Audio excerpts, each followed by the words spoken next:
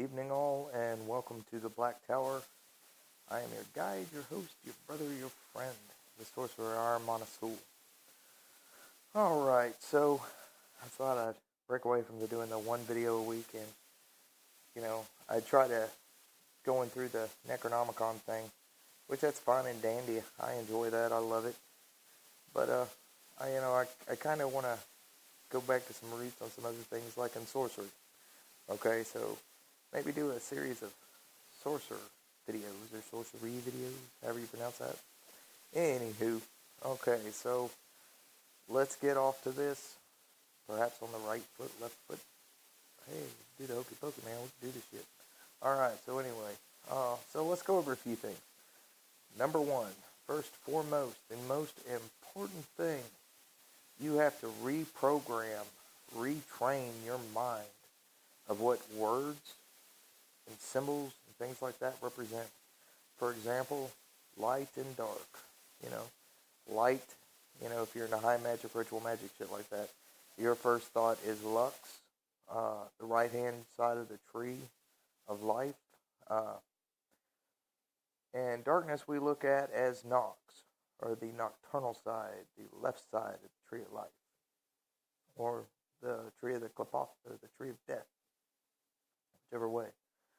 But for this instance, we're going to change what all these words mean. We're going to reprogram our mind because we have to.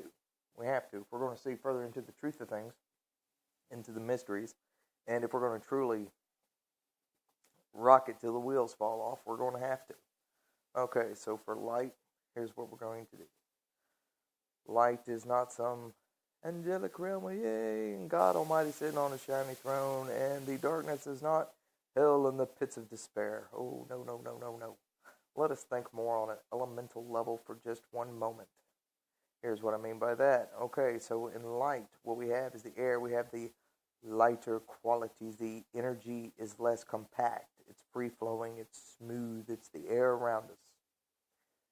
This is considered the light. Darkness. Darkness is quite the opposite. It's the dense, compact. It's the changer of everything. It's where everything is pulled together. It's where everything is so dense and dark. Also, interesting concept is like, let us also connect the lights and the dark with our conscious and our subconscious. Okay, so the conscious is the part that we're walking around all day. We talk, we listen, we hear, we see, we experience, we have fun, we do our thing, okay? Well, that part is known as the thing that is known. This is the consciousness, the light of self is to be, to exist. For example, you watching this screen and you see my face on here. I exist in your perception in this sense, and therefore I am a symbol of light because I have broadcast my existence. And if you were to make a video and I were to watch it, the exact same thing. Or if we were to meet face to face, the exact same thing happens. Now, and in this instance, the darkness is considered the unborn aspect. It is the part of us that is unborn. Think of it as, in high magic, they have a term for the babe in the blue egg, and they're talking about the secret of Hippocrates, or Hippocrates. He sits there sucking his thumb inside the blue egg. He's a god waiting to be born. This is Haru Raha, I believe it's Horus. Horus is a child, which any of you that are into high magic, Kabbalah, stuff like that, you already know all that. Okay, but we're going to think of it in this sense. So, in an egg, unborn, waiting to be born, we are darkness. We are denseness of energy, denseness of spirit and flesh. We've not yet come into being yet. We are still just a thought. And though consciousness represents light, we have not reached the light yet. We are on that verge, that in between the twilight. Oh, it's still night and the dawn has yet to rise, but when it does, this is the key in magic. This is the key in sorcery. And one of the most important aspects, and this is where you have to reprogram your way of thinking and looking at things. So above, or whatever, is actually thought, and beyond far, far away beyond the stars where there's no light, that represents our subconscious. That is the things that have yet to come to us, yet to be seen. Okay. Now, a lot of left-hand path practices, they go into this concept of darkness and the infernal realms and all this, that, and the other. And all they're talking about, all they're honestly trying to say without actually saying it, because they want to make it, pretty as they can get it, or, as evil and sexy and alluring as they can possibly make it. But the thing about it is that the darkness is something that has not yet come into being. The magician, the sorcerer, must give it life. Hence evocation, hence conjuration, summoning, the creation of spirits, whether egregores, servitors, any of that. It all comes from the subconscious. It comes from the darkness, from the back of the reptilian part of the brain. It is yet to be developed yet. It is just an impulse, and that's it. But see, as sorcerers, what we do is we stop for just a moment, and we start from this in-between, and we look around us.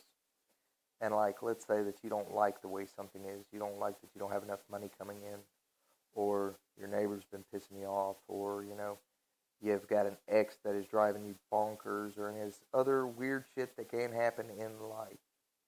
Okay? Well, as a sorcerer, we like to get rid of that shit. Here's how we get rid of that shit. From this middle point, we sit and we look around. Okay? Now, we sit there and we're like, okay, well, this motherfucker needs to leave me alone, or this person needs to quit calling me and harassing me. This person needs to quit causing me trouble. I don't care if it's I don't care who or what it is that is actually trying to stop you or slow you or keep you from being your fullest person, your greatest personality, your full self. They were meant to be removed. And in sorcery, we do not apologize for that. Because I want you to stop for just one moment, no matter where you are. I don't care if you're on a subway. I don't care if you're at a church. I don't care if you're in your car. I don't care if you're at home. I don't care where you are. Stop for just 1 minute. Clear your mind. Blank everything out. Breathe in deep. Breathe out deep. Open your eyes. Look around you. Think for just 1 minute. What is it that you want in your life? What is it? Where do you want to see yourself 5 years down the road, 10 years down the road, 20 years down the road? It doesn't really matter. But pick a time that's an extended amount of time, far off into the future, that has not yet happened yet. Okay? I don't care if you want a big house, 2 vehicles, 8 dogs, 13 children, and 80 wives. I don't care. Just whatever you really want. What is it that you really desire? What is something, where do you want to be? Whether it's fame, whether it's money, women, fortune, or fame. Doesn't matter what it is, but decide. But be honest with yourself. What do you really, really want, because for me, I don't want no damn 80 wives. Man, just the one I got, I know I'm a handful to her. Holy shit, there is no way in the hell I have enough time to attend to too many bitches. But, if that's what I wanted, if I wanted a bitch on the side or whatever, and it was agreed upon, me and my wife were cool with it or whatever, fine, cool. Me, myself, did I want it? Right now, hell no. I'm good. Right now, I'm still trying to put together other things. I'm trying to get other avenues working. I'm trying to get my medical problems taken care of, financial problems solved, so forth and so on. But I don't want to get off into mine. I want to keep you on track here. So, what is it that you want 5 years down the road, 10 years down the road, 20 years down the road, however fucking long, but just think of it. If you're like one of those people that's like, I'd rather do it in a year. Okay. In a year from this day, what do you want? Where do you want to be? What do you want to have? And here's what you've got to do. When you see the vision, when you see what it is, I want you to write it down. Write down exactly what you want, how you fucking want it. And I want you to sign your name at the bottom of it. I want you to fold it up, and I want you to hide it. Put it up somewhere, okay? I don't care if you put it in your closet. I don't care if you put it in a shoe that you never wear. I don't care. Just hide it. Put it up, okay? Because magic works like this. Cast it, create it, forget about it. Which means you gotta have to put it away. If you want to be a little bit more symbolic and, I don't know, plant it in some earth because you think like a flower should grow. Okay, go for it. Whatever the symbolism is that you can work with. But we're not stopping there. It's not just write it down and it's going to come to be. No. Going further than that. Now, what I want you to do. What are you doing right now in your life? Physically. Have you got a job? If you have a job, how good is your job? Are there better paying jobs out there? Are there avenues for you to get further in the job that you're in now? And if so, no matter what the circumstances are, think, how can you obtain that? Now, here's what we do as sorcery. In sorcery, what we do is we try to fix the small things, because the small things create the bigger things. So, like you would summon a spirit, you would create a talisman, anything like that, and you would charge it. You would say mantras, words of power, or whatever, anointing oil, incenses, the whole 9 yards. I mean, you go completely fucking out on these little bitty things to better off on one thing at a time. But always do it on the small things, because the small things, for some reason, the universe is more apt to change the smaller things that turn into bigger things, okay? But now the reason why we wrote down what we wanted and all this other stuff is because, see, the universe does not just do the small things. The universe does the big things. But if you do not change the way you look at it, you have to realize magic is boundless. When you start to believe this, and I'm not saying, oh yeah, I know magic's powerful, magic's good. No. Stop. Seriously. You have to deepen your scope, your own understanding, your own thoughts of what magic is actually capable of. Because if you can expand what magic is capable of in your mind, oh my fucking God, just wait for it. Magic will change shit so quick you wouldn't even believe it. I could go into these stories about how I got money out of nowhere, people I didn't even know come off me this. Okay, great. That happens. Okay, but that's not what this is about. I'm trying to help you figure out how to get what you want. Okay, so what you want to do is, remember, you wrote down your big dream. You put it off to the side, but now you have to expand. You have to think deeper. Everybody says, oh, you've got to have this and you've got to have that for magic to work. If you believe that's how magic works, you have just limited yourself. Congratulations.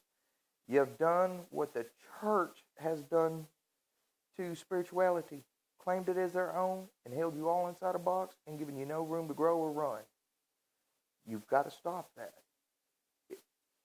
You do not have to be in a state of success to gain success.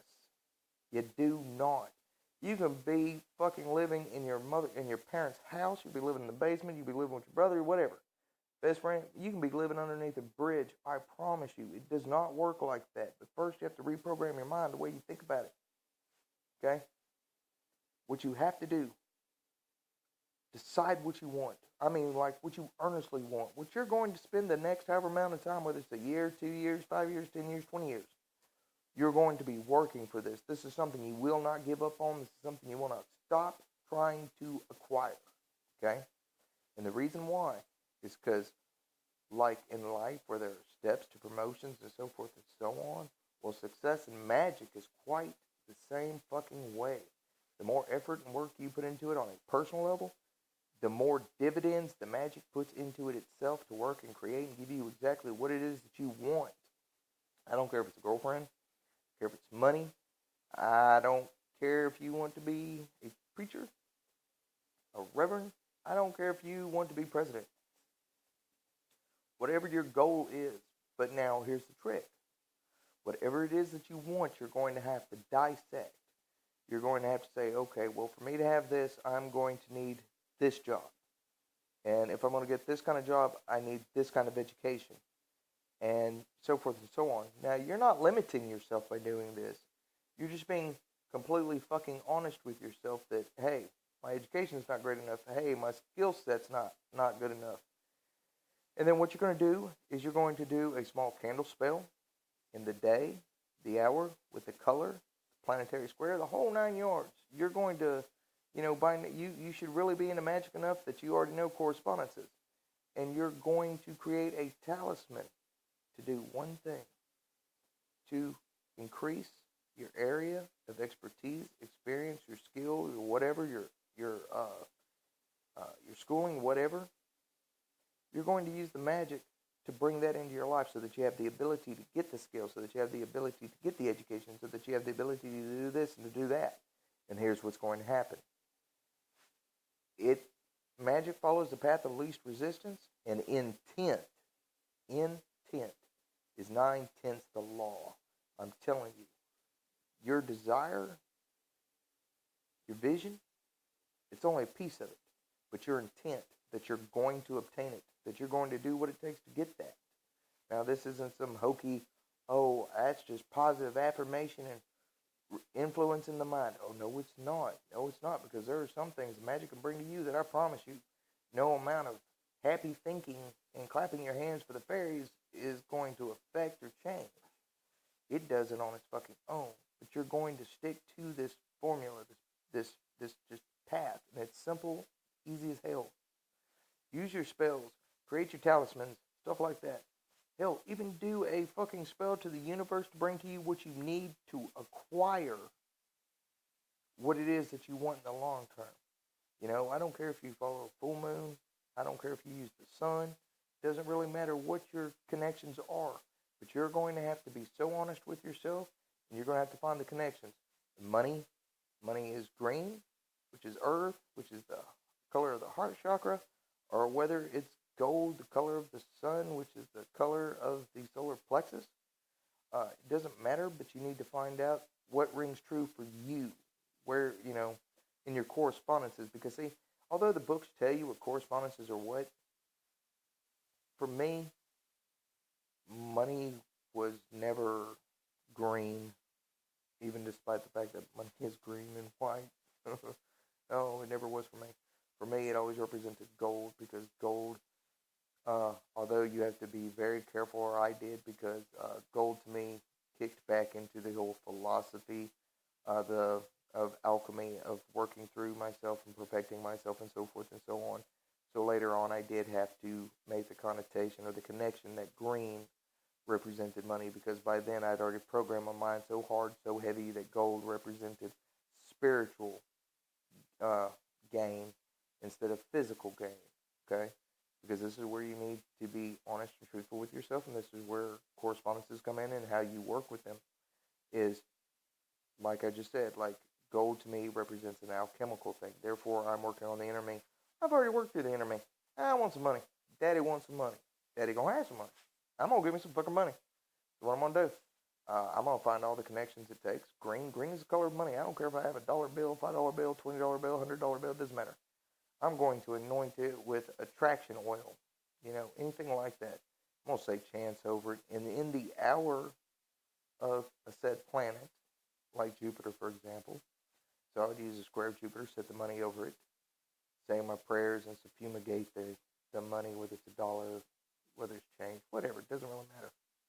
But I'm going to do this, and then you're going to do the spells, and where some people, you can create talismans, sigils, so forth and so on, and leave them on your altar. But the important thing is, and this is the most important thing, is that when you're creating talismans and sigils and shit like that, you got to keep that stuff out of your fucking sight, out of mind. Because as long as you're always focusing about whether or not it's you putting a block on your shit, So do whatever it takes. I don't care if you have to have the altar in your bedroom so that you don't see it every day, or if you put it in your bathroom, which sounds like a perfect idea, because I'm going there when I got to go to the bathroom, or I got to take a shower or something. It'd be perfect. I'd never just go in there. And then again, having to go in there over and over throughout the day might be different. So find a closet you never have to go into for any reason. Put it in there, and just remember, every other day, or however often that you decide to do it, that you anoint the sigil, seal, whatever. Keep doing this. If it's an education thing or stuff like that, go online, see if there's free classes to learn something.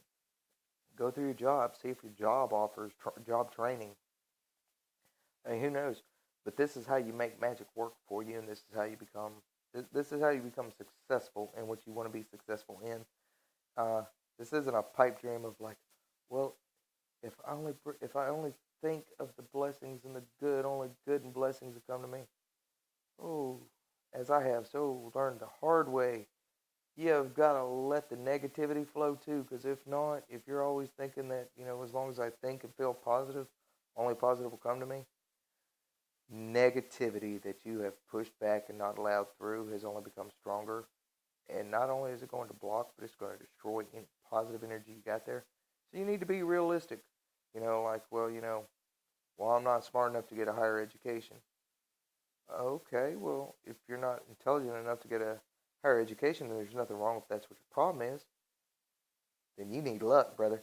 And luck sometimes in the form of a horseshoe or four-leaf clover or whatever symbology or symbol that you're going to use. Just, sometimes you just got to break the system. That's why I love sorcery, because you got to just break it. Sometimes you got to make it yours. It's your bitch. You are not its bitch. It is your bitch, and you got to make it your bitch. And that's how you make it your bitch, is you've got to work on. But anyway, you're going to work on these small things. You're going to keep doing this. Now, what you're going to do, what you're going to want to do, and I know this doesn't sound so evil and dark and left-handy, and this doesn't sound very sorcerer-like, but the key is gratitude and thankfulness. Now, this is not the same as positive thinking. Gratitude and thankfulness comes from inside your heart. Have you ever been so down in life, so just down and out, like everything was fucking wrong, somebody helped you or somebody was there for you when you needed them? You remember how grateful you felt when they were, when the universe just clicked? When it just, all of a sudden it was like, hey, there you are, I've been looking all over for you. And it just picks you up right out of the mud, out of the gunk that you were in, out of the rut. You want to recreate that. You want to be so thankful and so appreciative, because you're not worshiping a thing, okay? In sorcery, we do not worship anything. We are the divine. The divine is us. This universe, we have to create and make it the way we want it. But this is how you do it. This is for theurgy. This is for shit you need and want in your life, okay? But the trick to it is you got to really want it. But you can't want it so bad that you absolutely need it, or you'll never be right without it. Because, see, once again, that's a block. That's why you cast it and forget it. But you're going to want to do all these things, and sorcery provides you the way to do it. We are unapologetic as fuck. We don't worship gods. We may work with gods. We may work with deities, with this, that, and the other. We'll be thankful, appreciative, find light, offering incense, blood, whatever. But we do not worship them, and we do not say, oh, without you I cannot have this, because it just isn't true. The sorcerer is the path of the strong. It is where, not necessarily you're an atheist, but you believe in yourself. You believe in your skill, your ability, yourself. That these powers that you call, they work for you, with you. Because you work for and with them. Throughout the whole thing, we're co-creators like that. But when you do this, wait for it. Because shit'll start to slip and it'll start to come out of the woodwork. You'll start seeing just really weird blessings, like really weird shit. Like you'll be like, wow, that person just gave me a paid day off. Why did I get a paid day off? Or, you might find your bill wasn't as high as you thought it was supposed to be. Like you were like, ooh, that's going to be a high bill. And the next thing you know, it's like, costs like half of what you would. See, that's money. But this is what the universe does. The universe helps you in any way it can, but it also follows the path of least resistance. So you have to think, what is the path that I would take if I were magic in the shortcut? Always the small things. Because those long-term things, magic will work at it, and it'll slowly draw it to you. But it's all those small changes that need to occur for the bigger things to occur. Well, do this.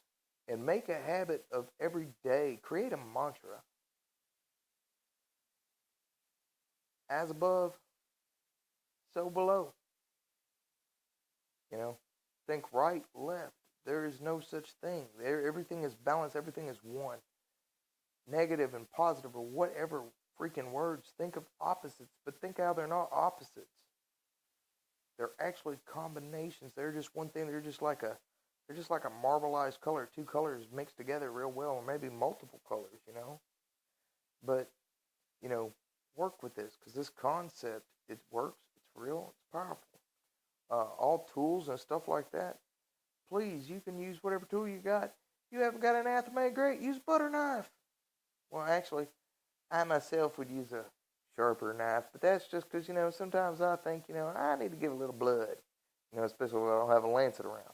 I got no problem cutting myself for blood as an offering, but it's not required. That's a whole nother video series. That's a whole lot of other stuff. But I just want to get you all, I wanted to make this video and put this out there because I love my Necronomicon series videos. Last night I went back and I was like, God, man, those videos are so awful, so ridiculous. And I was noticing the ones that people were actually watching were the ones on sorcery and, certain aspects. And I was like, well, you know, I won't give up on the Necronomicon part because, there's a lot of people actually waiting on me to finish doing that. And I'm going to. Also because I want to. I fucking love the Necronomicon. It's the best fucking book ever. Easiest fucking spell book to work with ever. It's real. It works. And hey, if it works, keep it. If it doesn't work, like I said in a video last time, it's either because it's just not going to work or because you lack the skill or ability to make it work. And that's fine. That's okay. You can come back to it later when you've developed the skills necessary to actually make a spell pop. But anyway, I'm going to let y'all go. It was awesome being able to do this video. I honestly hope that this helps some of you out there. Any who are curious, who are wondering, my email is darkangelofthesun1010@gmail.com. Feel free to email me. Drop me a message on here. I'll get back with you. All right, peace.